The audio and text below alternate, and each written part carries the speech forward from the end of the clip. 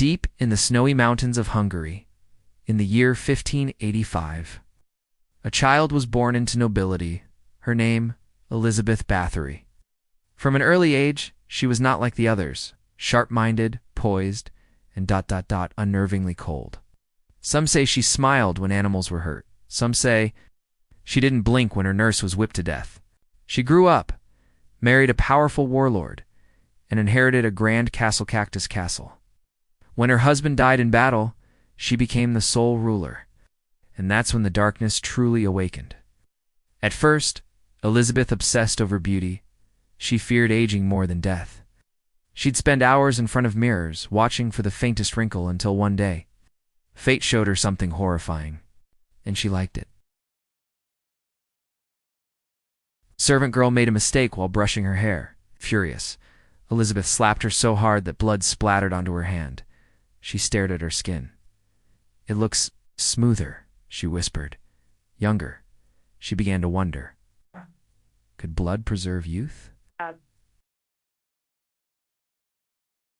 That night, in the castle's dungeon, she began her first experiment. A single girl wasn't enough, so she summoned more peasants from nearby villages. She promised them work, food, safety. What they found was a nightmare. Elizabeth tortured them in unspeakable ways. She drove needles under their fingernails. She forced them to stand naked in snow and doused them in freezing water, watching them turn blue. She drained their blood into tubs, and bathed in it. She recorded everything, calm, precise. She didn't scream. She didn't flinch. Every cry of pain, made her smile. 4 years, girls vanished. One by one, the villagers grew afraid. Whispers spread. But who could accuse a noblewoman? Till the count rose to over 600 missing girls. The king himself sent soldiers to investigate. What they found inside the castle scarred them for life. Bodies dismembered. Girls barely alive in cages, blood-soaked floors. And in the center of it all, Elizabeth.com. Elegant, holding a silver mirror. Her assistants were executed. But Elizabeth or public death, so they sealed her in a small room inside her own castle. No windows, no mirrors, just a slit in the wall to pass food.